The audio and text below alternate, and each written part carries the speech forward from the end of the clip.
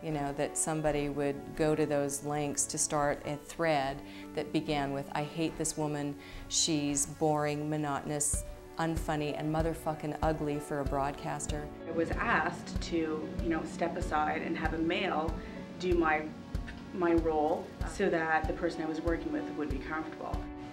As we age, our wisdom would make a person even more attractive, but broadcasting sometimes is just a veneer of what our ideal might be. With this job, I barely go out, Like, I'm working every Friday, Saturday night, and I'm not complaining that I am. It's just that, how am I ever gonna meet anybody, you know what I mean?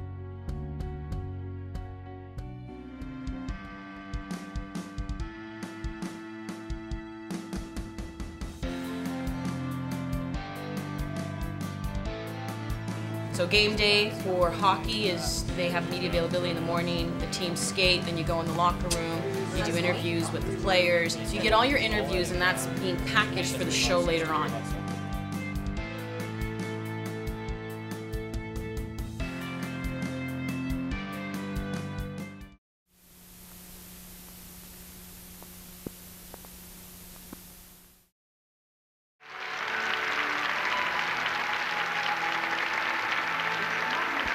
Perhaps most well-known recently for her work for CTV television as a commentator and host, Debbie Wilkes has made a career of bringing her expert knowledge of the sport of figure skating into the homes of millions of Canadians everywhere. Skating is part of the Canadian culture. Every skater's dream of becoming a champion starts a long time before today. I started just at a local club like everybody else, and then found I was pretty good at it. And so started to train, eventually became a pair skater, national and North American champion, world bronze medalist, Olympic silver medalist. Decided that really I wanted to go to school, so I went on and did my BA in psychology and then a master's in communications, and was hired by CTV right out of school. I kind of got thrown into it. It was the legendary Johnny Esau, who was at that point the vice president of sports for CTV. He was the one that encouraged me to do on air. It was a totally untried form of coverage. And when I came on the scene in the mid-70s, to my knowledge, that was the first time a woman had ever been involved, certainly in skating. Gino, I was in the building tonight, and my first reaction when the program ended was, all right, they've done it. I was so emotionally involved, along with the rest of the First of all, I'm not so sure that I would have ended up in broadcasting had it not been for skating. But secondly, and to be perfectly honest, back in the 70s and 80s when I was building my career, there was a pretty big glass ceiling. If I had chosen to be on air, then I would have ended up there anyway if that had been my choice, but it would have taken me a long time. Being an elite athlete gave me an instant in to the broadcast industry. But we're going to have some pretty amazing stories back. I was very intimidated at the beginning. I actually don't really know how I made it through those first couple of years. It took a lot of work for me to convince anybody that I was of equal talent, even equal talent to some of them. It was an old boys club. Sports mentor for me would be Debbie Wilkes. And she would be somebody who I look up to for her energy and her drive and her longevity in the business. She was on air, and then now she's gone into marketing. And I think she's kind of a mentor, not maybe an official mentor. She'd be surprised if you heard that. Virginia Gibbard and I were colleagues back at CTV. She and I were both on the skating crew, me as a commentator, Virginia as the unit manager. So she was in charge of all the money and the scheduling and all the stuff that I was so terrible at. And We worked together for a number of years, and she has always been very forward-thinking in women and their careers, what kind of opportunities are there for them, and we became really good friends. Of course, I've followed Virginia very closely as she's risen through the ranks of Rogers. Yeah. Yeah, they could send skate content, pre-skate content. They could send double-ender content. What about it was very different in the 70s and 80s, and I think it was, you know, I had to, my first job in television, I had to prove that I could do it, you know, and I was one of the first gals hired at this local television station, and they gave me all the shit jobs, which they give the first person walking in the door. I just happened to be female.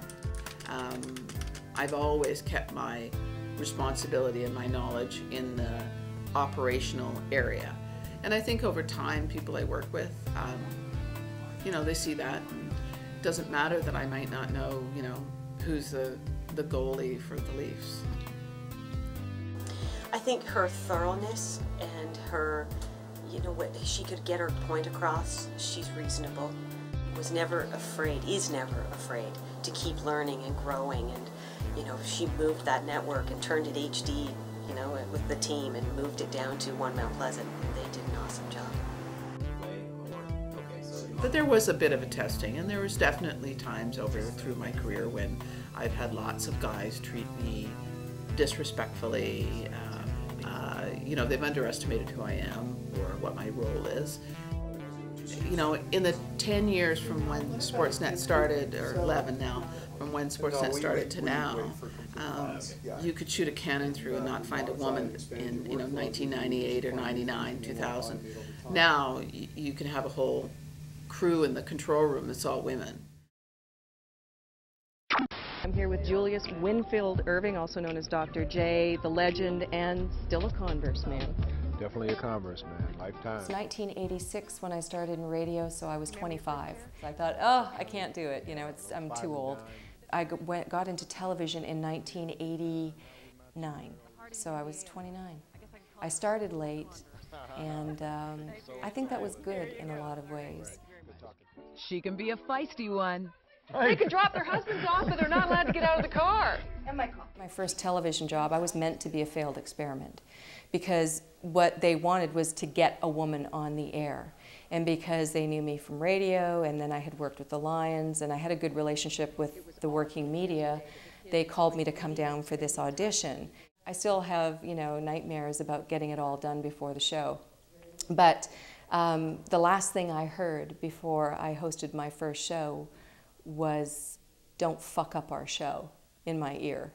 You know, it wasn't like, okay, you're pulling for you, you know, we hope you do well. Sharif earlier, and of course Bonzi Wells. How does that change their offense? Norma was one of the groundbreaking people in that area, because there she was as a courtside reporter, a sideline reporter in basketball, NBA basketball, dominated by males, like, you know, African-American males or just males in general, and there she was, a woman really holding her own, and was prepared, and you know, did her homework and knew what was going on, and almost at times knew too much for her own good, because she would develop stories sometimes that were really important, and some of the others on the periphery didn't understand, because they hadn't nearly done as much work as she had. While many of the prospects at Chicago pre-draft camp have arrived by taking the college route, some have taken a very different road.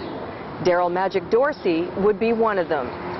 His has been a long road, and not just because he came through prep school and won the ABA and the WBA to get here. It's because he came from nowhere, a place where many dreams die. Even I remember when I first started doing sidelines, and the producer would say, well, we should get you on camera, and I'd say, only if I have something to say. Although it was disappointing to find out at the end of the day that that's not what people cared about. They cared about the other stuff. Well, Norma's special. You really are in the toy department of humanity in the sports world. Meet a handful of people in your life who you could say, This is the person when they're on the air, they're off the air, they're your friend, they're the same to everyone. Norma's one of those 5 people. Norma's got talent that only she has. She's had, and I've had great conversations with her about this, how difficult a time she's had being in this business, dealing with guys who, as I talked about, still the old boys club, but Norma's fought through that.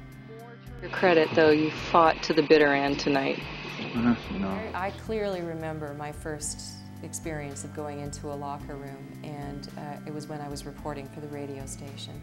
And I was standing outside the door and almost in tears, just feeling so uncomfortable and taking that first step. And I remember the man who eventually hired me for my first TV job breezing by, and he turned around and he said, "You better get in there, because if you can't do the job, you're not going to get hired." When I traveled with the team, there were a lot of locker rooms where I was the only woman. Certainly I was the only woman traveling with the team. But I remember feeling really, really embarrassed. And the problem is, too, is that you have all these male counterparts looking at you going, "Oh, are you getting a good look?" And I finally said to them once, "Look, if my interest in being in here is sexual, then I guess that makes you all homosexuals, all things being equal. Because I think it's just as weird for a man to stand there and watch another man dress than it is for a woman." I really think that whole locker room thing is just kind of unnecessary. And how would you characterize the last couple of days? Were you changing yourselves or just being yourselves? Well, I don't believe in obstacles. I really think that when people start claiming they're obstacles, it means that you can't get over your own fear and your own self-doubt. The world is going to be hard enough on you. If you're hard on yourself, you're going to get beat up pretty badly. Actually, James, that you're seeing today. Right now I have FIFA World Cup on my plate. We have a hockey night playoffs coming up. And we're very heavy into the process, so there's meetings to talk about timelines, there's meetings to meet with builders now. Every day I come in and I move every boulder a little bit and make sure everybody's getting what they need, and that it's on brand, it's on time, and it's on budget.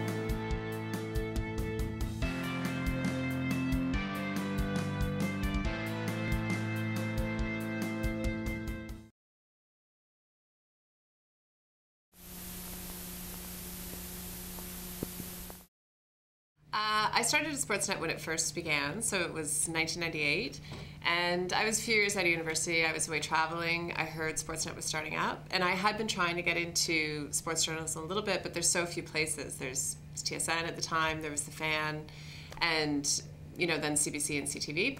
So I just kind of showed up actually for a tour and met a few people, and they were hiring BAs, which is sort of the lowest starting position at Sportsnet. And I kind of just sort of talked my way into it. I never actually even had a formal, like, here's my resume, this is my experience. 3, 2, 1. Player roll gold, sound up. I was 25 when I started at Sportsnet. About 29, I think. I'd maybe been at Sportsnet for about 4 years before I sort of trained to do my first producing shift, so it was pretty quick, and a lot of that was because it was quite new, and when some places knew, a lot of people started out here and realized it wasn't for them, or some people were hired who weren't necessarily the right person for the role, so there was quite a bit of movement. So I've been producing now the Connected shows for about 7 or 8 years. Yeah, like as long as I've been here, I'm the only female producer. I'm the only one that's ever produced Connected. Yeah, there's one, Maria Maida, who freelances a little bit. She does some truck producing, which is producing games. I was an associate producer at TSN for, I believe, 6 years before Sportsnet went on the air. And I was one of many associate producers, and I had the least seniority. That's why I decided to go to Sportsnet. So I was lucky because Sportsnet came on board. It opened up a lot of opportunities for a lot of people, including me. I went over to Sportsnet, and all of a sudden I was like the top AP because I had the most experience in our business, and there weren't a lot of other people who had made the jump like I did. I don't want to say it was an old boys club, but at times it was. The Raptors had just started up in 1995, And back in '95 when I first started, you know, I would be probably the only woman in the truck. And at that point I was in a very supportive role and a supporting role and a minor role, but at least it gave me the experience. Keith Pelly, who's a big poobah now at the Olympics and for CTV Inc., said to me two Mondays before this class, "Marco, can you teach the class for me at Ryerson? I can't do it." "Oh, sure, I'll do it." There was this girl, she was asking a lot of questions in the front row. I was very impressed with how attentive she was to what I was doing. And I always offer up the chance at the end of a night and say, "Look, if any of you are interested, stay in touch with me. I'll make time to have you come down to come into one of our broadcasting trucks." She took me up on it like that. So 3 years later, the director I was working with that night, he's now moved on to be with the Raptors, and he says, "Yeah, I'm working with this young girl named Leanna Ward." And I remembered the name. I've been in this now 33 years, and she's barely 33. I've been really fortunate to have several accomplishments. That I was the first female producer of basketball in Canada and the youngest as well. Spent, I believe it was 5 or 6 seasons traveling with the Raptors to every away game, and that's where I would produce the games. And oftentimes we would walk in to a truck, all males, and they see, you know, 27-year-old woman sitting in the producer's chair, and the respect level is just not there. Dicey in the second quarter. So I really don't know this is and I'm just wondering, is this shot the one that you're typically using, or are you going to use that dolly shot to start? There were some times when I wasn't able to do my job, and so I was asked to, you know, step aside and have a male do my role for that particular point in time, so that the person I was working with would be comfortable. That's a very difficult situation to be in, and I was very young at the time and didn't really understand at that very moment the implications of what was going on, but afterwards I thought, well, that's not right, and vowed to never let that happen again. You know, it's difficult to a certain extent that it would be for males and females to prove themselves. I think women in general within the sports broadcasting industry would need to work, you know, twice as hard as a male to be able to show that they know their stuff. But that's just, you know, it's par for the course, and it needs to be accepted that is just the expectation that you have to do. I mean, to think that you could do the exact same work as a male and be recognized for it, in my mind, has never been my approach. I've always tried to outwork the next person, whoever they are. Should be between 5:30 and 5:40. Leanna Bristol has been a leader, a mentor, somebody I've worked for several years here, and she's been in the position that I'm in. She produced the Raptors game, so she has a lot of expertise in producing a basketball game on television and working alongside all the people that go with it. That she's a television aficionado. She knows how to produce a TV show. She knows what is being looked for and expected. She also has a very keen sense of the business, being able to run departments and manage people at this level. Like 3:30, so if you wouldn't just mind dropping those off to her? Sure, no problem. Thank you. You know, this would be the perfect match because I love sports and I love television, and so to put them together would be the ideal scenario. It was one of those things that I had always said, you know, someday I'm going to work for the Blue Jays. You know, that was my goal because I was such a huge fan. And when I ended up working for Jumbotron, it was really for the Blue Jays, you know, so we were doing Blue Jays games, and everyone who knew me, they were like, oh my gosh, you have your dream job right now. I knew Dawn when she was just graduating from school, actually, and we worked the Olympics together, and I just seeing her directing the Olympic shows, I think is fantastic. I think she's got a good eye. You know, she reacts to things. Oh gosh. All right. Let's do this thing. I feel that sometimes I'm on the road, or it never really happens when I'm here at TSN, but if I'm out on the road and I'm working with an all-male crew, you know, producers even, I feel that, yeah, sometimes I get looked at as a female and that I may not know, you know, A, the rules of the game, B, you know, how to cover the sport, yeah, I still feel that today. Hope you're enjoying your Thursday night. If you're not, you will, starting right now. Jason Portwando alongside Martine Garrett. You know, certain nights, producer Paul Sidhu has a tough decision. What is going to be the lead story? Not this time around. Everybody talking about Tiger. All eyes, I think, in the sporting world on Augusta today. Yeah. 142, the tee-off of Tiger Woods, and everybody was pretty kind to him all week. The only incident, when I was growing up, there weren't women doing that job. They weren't, you know, you didn't see them on Hockey Night in Canada. You didn't see women really in the sports world at all, at least where I grew up in Saskatchewan. It wasn't until a little bit later that you started to see women breaking into the sports world. And then I thought, you know, maybe I can do this too. I worked at the Weather Network in the morning, hosting their morning shows, and at night I would be the game host at Toronto Maple Leaf games. And often in the press box, you start talking to the other reporters, the other people that were involved in television and radio. And I found out word of mouth that the Score was looking for a sports anchor, so I auditioned, and the rest is history. You know, the minute I got that job, all the newspapers wanted to interview me. You know, radio stations wanted to talk to me, and I didn't realize what a big deal it was, honestly. But looking back now, I see that, you know, I understand that it was part of, you know, the transition that we've, you know, seen now that women are doing this job all over the place. So I think it was, I guess it was in some ways groundbreaking, although at the time I didn't see it as I just thought, I got a great job and I'm having fun doing it, and I didn't look at it in the big picture way, I guess. Two games left to play. Her work ethic is amazing. She did more research and more reading, and she knew things about people that I think put some of the men to shame, because she was so focused on what she wanted to do and where she wanted to be that she just became this fantastic broadcaster. Hey everybody, I'm Martine Geyer. I'm a Weather Network alumni. I started working in 1992. It was my very, very first television job right out of school, and spent 7 years. My last year was 1999, so hard to believe. I didn't know anything about weather before I went to the Weather Network, yet nobody ever questioned my credibility as a weather presenter. But the minute I was in sports, you could tell that you were being tested a bit more. I would say at the beginning I definitely worked harder. You know, I didn't want to screw up a name. I didn't want to give any misinformation, because I knew that if I said something that wasn't accurate, I would probably be grilled a bit more about it and take a bit more heat about it than a male counterpart, for sure. But when a person is, when a programmer is putting together a show, I think you want diversity on all levels. So if they can have a female and a male together, I think that's great.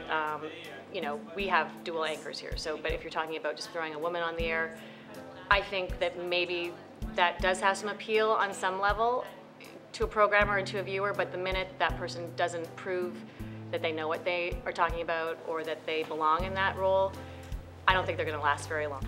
You know, I think we'd be naive to say that there aren't advantages, and yeah, I mean, at the end of the day, I think a lot of networks are trying to change their look. And because of that, that is giving a lot of women the opportunity to get into the industry, because they don't want just men anymore.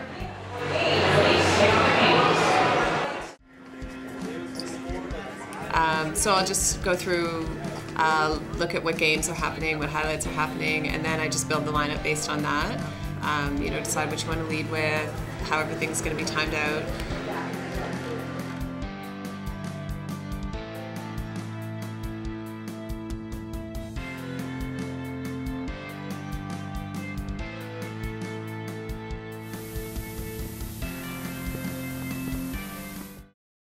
Appearance is, you know, if not the most important thing, but the second most important thing. You can know all you want about sports, but if you're not pleasing to the eye, and of course the demographic is generally male, you might want to think twice. That's unfair. However, that's just the way it works, and it's unfortunate.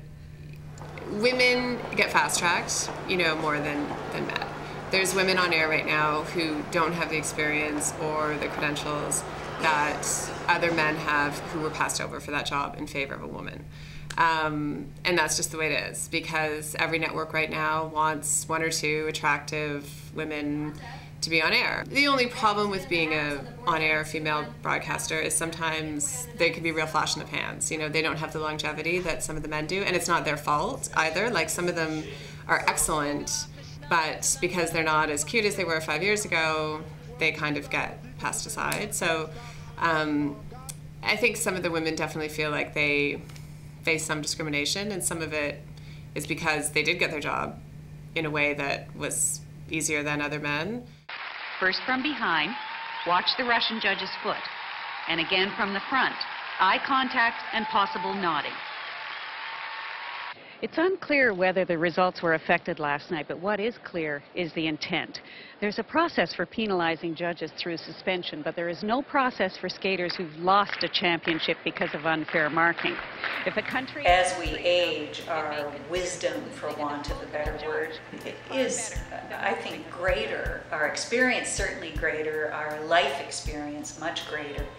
So you would think that kind of information, as it sort of exudes out of your skin, would make a person even more attractive.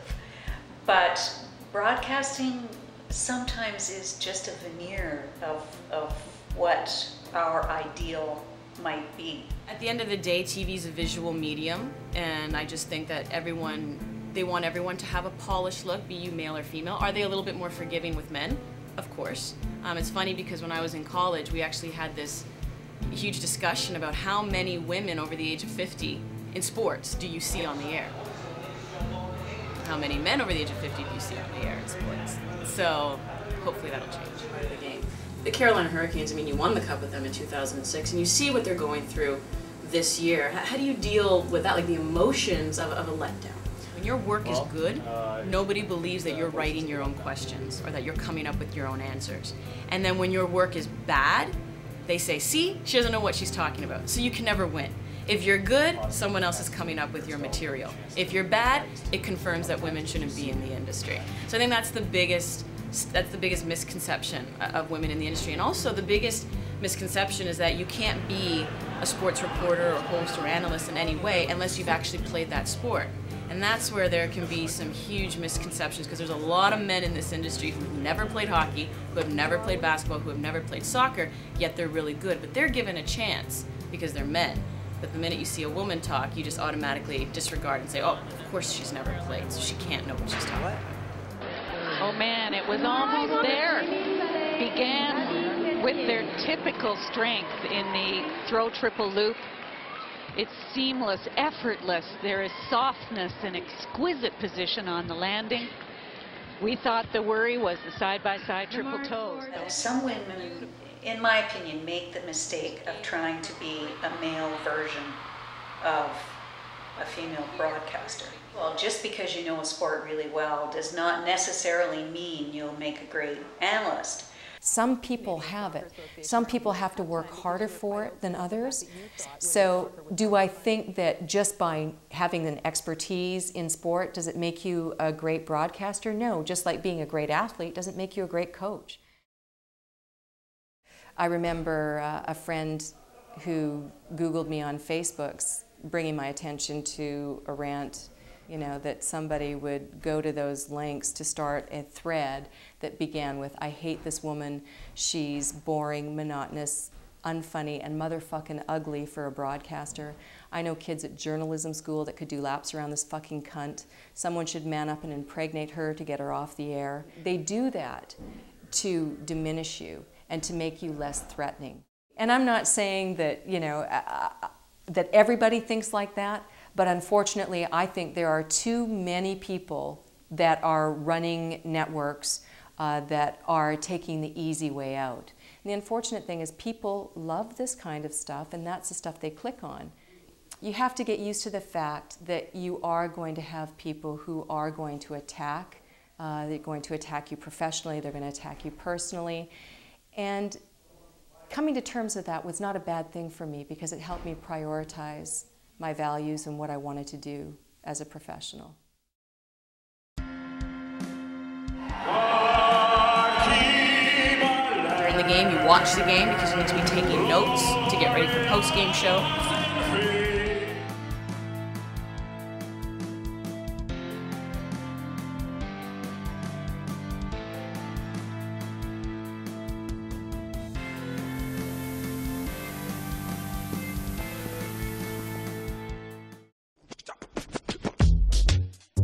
This is what it all comes down to. The backs are against the wall. This is for all the... Eventually, one of my main goals is to be a Raptors sideline reporter because I've grown up loving the Raptors. I followed them from the highs and the lows, from hoping that they would win when they were 16-66 in season 3 to, you know, winning the Atlantic Division Championship. There was one time with the Fan, I was working there as an intern, and it was my ultimate goal to go to a Raptors game and, you know, get a bunch of clips and then voice them. And I remember this guy who had come and interned, he came like directly after me, and the sports director had asked him to go to a Raptors game and get clips. And after a while, he had gotten the job with the Fan 590. A lot of the challenges are being at the right place at the right time, and it's also a lot of luck. It's for sure about who you know, because in this industry, to try to break through, you gotta know someone who will get you in. And as the economy stands right now, it's been that much more difficult.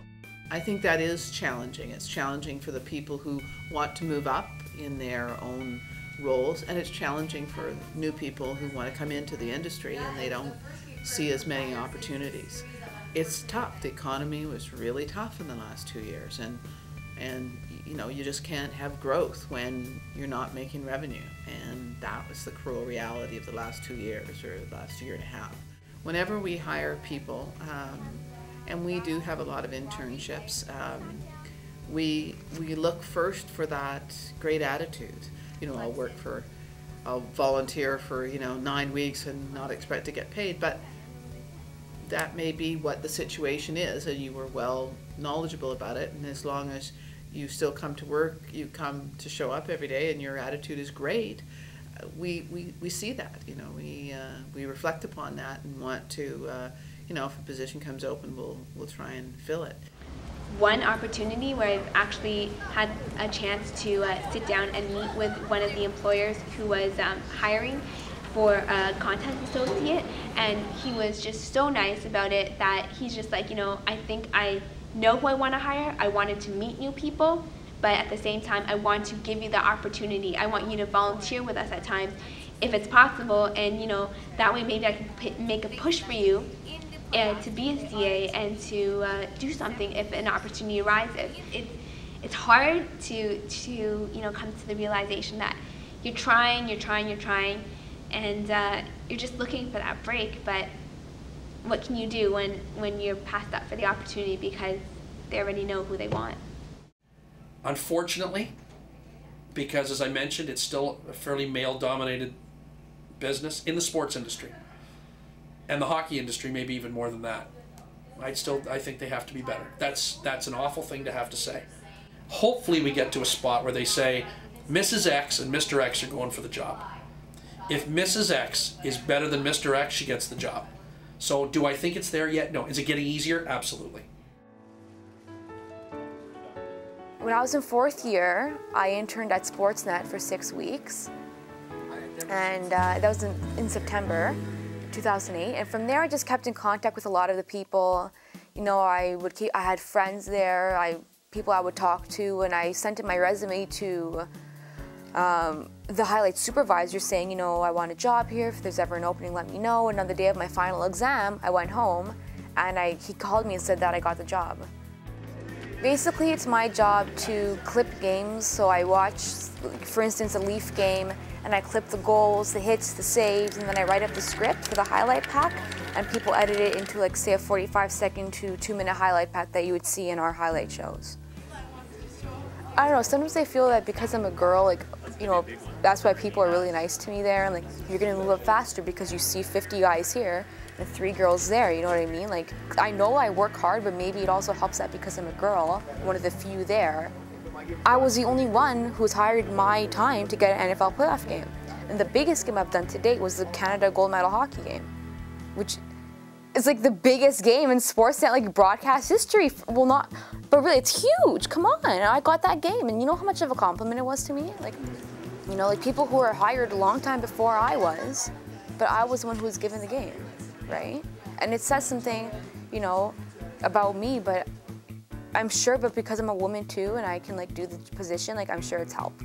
I know who Margot is, but if you said to me, who's Eric, I'd be like, not sure who Eric, you know, because there's so many of them, and the guys, they all blend together, and if you're the one girl, you definitely stand out. And because, you know, I would say in the 10 years I've been at Sportsnet, there's maybe been 10 female VAs, I would say, maybe 15. So they're very few.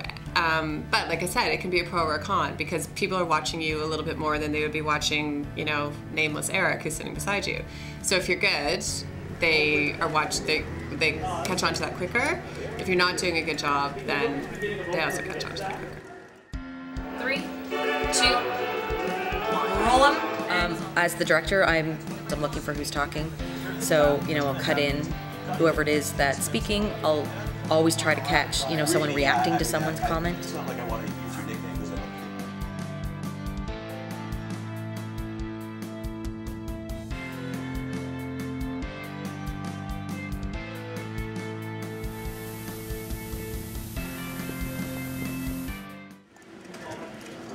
Once you get in, you've been working so hard your entire life to be able to get this opportunity, you don't want to let it go to waste, right?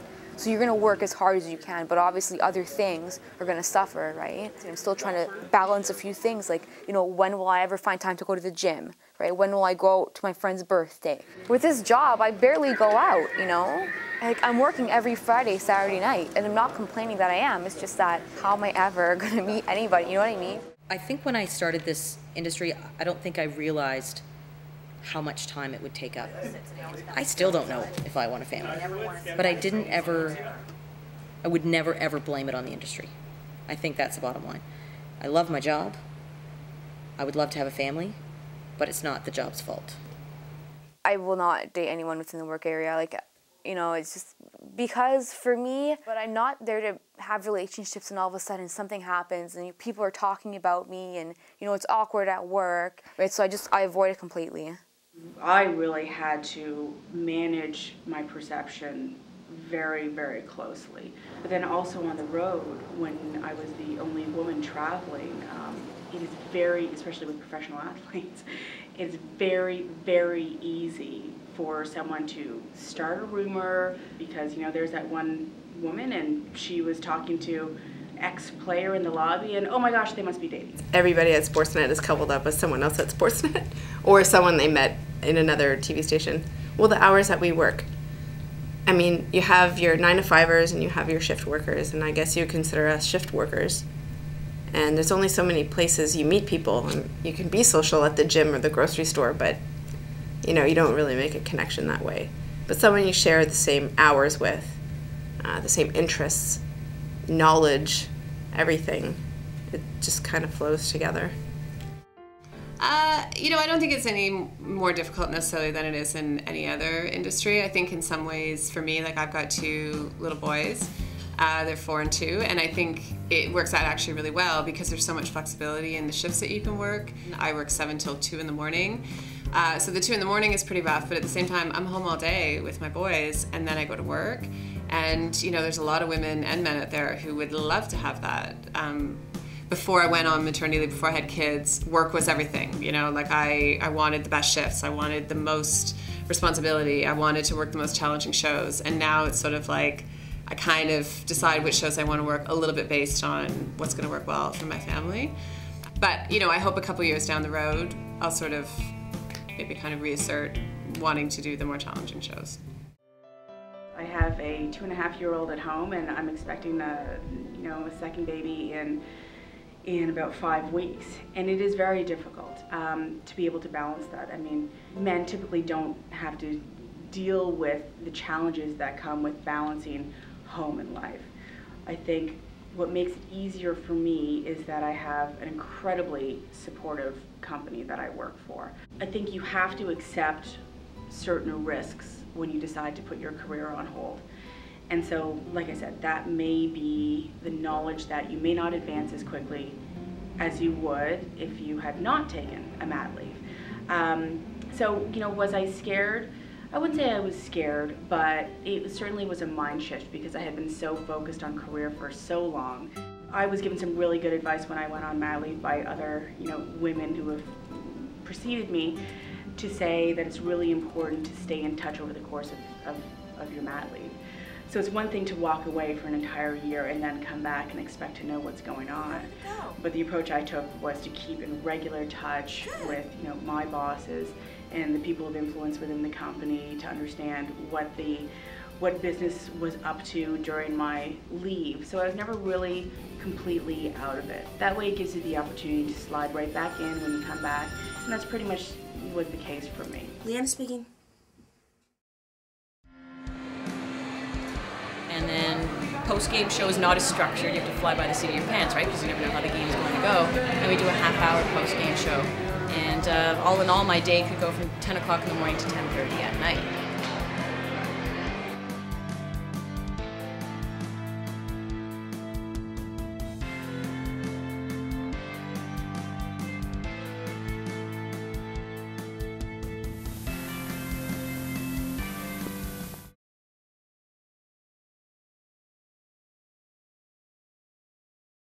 So, here's our panel. Welcome.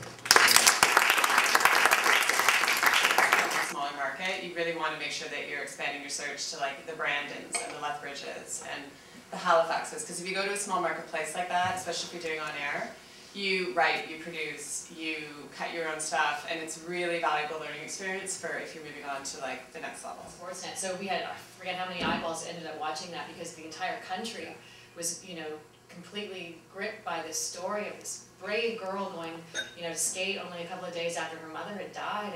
And Fear held me back from entering sports earlier. I was at the Weather Network and I had a few opportunities to get into sports, but I was worried I wasn't ready because I didn't have other women in the business that I could, you know, talk to or look up to, or, you know, and I thought, guys don't want to see women in sports. That was my thinking way back then. Times have changed. No, had I known then what I know now, how easy the transition was going to be for me, I would have done it right away. When I first started at Sports Page, a fellow who was working on another program, who later became a boss of mine, I was having a bad day and he stopped me in the hall and he said, I have some advice for you. He said, number one, nobody's going to take you under your wing here. You're on your own. Number two, don't expect anybody else to look after your best interest. That's your job, which was actually a fantastic piece of advice because it is true for anybody. And three, he said, no matter what happens, don't get down on yourself. You know why? No one gives a fuck. If you want to get a backbone, this is a pretty good way to get a back, because you have to. You have to straighten up. You have to be confident in yourself. You have to believe in yourself. If you let obstacles stop you, then you're going to die in the field. And it is a business that claims a lot of people like that, but when I look at people like Norma, Andy, you know, and especially Leanna, they found a way to get past it and made themselves successful, and that's a credit to somebody's work ethic. I'm very proud to be a part of the sports industry. I'm very proud to be a woman in the sports industry, and I'm very proud of any woman that wants to take on the challenge, because it is a challenge sometimes, because you really are in a male-dominated industry. Nobody is like a little wilting flower, for sure. You know, some of the women can be pretty kick-ass, like when it comes to, you know, this needs to get done, and really sort of take charge and not afraid to speak up. You know, some women, I think if you wanted to work in this industry, you have to be that way. Television's just that way, I think. Especially at CBC Sports, they really want you to you know, fight. You've got to fight through the pack to come up, and there is some strength of character that I've seen happen because of that. You know, that people are take the opportunity, seize the moment kind of people. The only position they have available at this one place is floor director. Take it. Take that position. Take the floor director position and then start networking. Start to get to know the hosts. Start to get to know the producer. Start to get to know the camera operator. Next thing you know, you could be going out and shooting a story, and then just say to the producer, do you mind if I do a stand-up? And you can check it out. Next thing you know, you're climbing the ladder. Where do I see it going in the future? I would love to see more women producers. I think that there's more representation of women on camera, and I think that we've seen time after time after time that women and men are just as good as each other as performers. In this industry, I still don't see many women doing play-by-play. Do I think that right now them venturing only to sideline reporting is really what they deserve? No, I don't. I think we're developing a generation of men now. We're almost pushing out some of the older guys who have those views. I'm at the tail end of the generation. I saw it in its probably its ugliest form, where these guys say, no, she can't do that, or listen to her talk, she doesn't know. I don't hear men saying that. I don't hear guys in their 30s, 20s, and early 40s saying that anymore. And as that happens, being a man or a woman in sports broadcasting won't mean anything anymore. There needs to be more role models at higher levels for our women. And there needs to be good direction and guidance. I think we have to encourage and inspire our young women, whether it's in broadcasting or wherever it is, that nothing should be unattainable because of your gender. If you can dream it, you can be it. This is Your Connection. I'm Martine Geyer. Up front, is this the beginning of the NFL dream in Canada?